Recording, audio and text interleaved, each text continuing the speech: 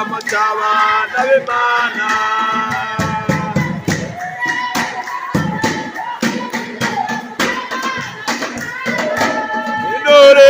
Ngwinorebe nawe igitaramo cy'abana b'Imana.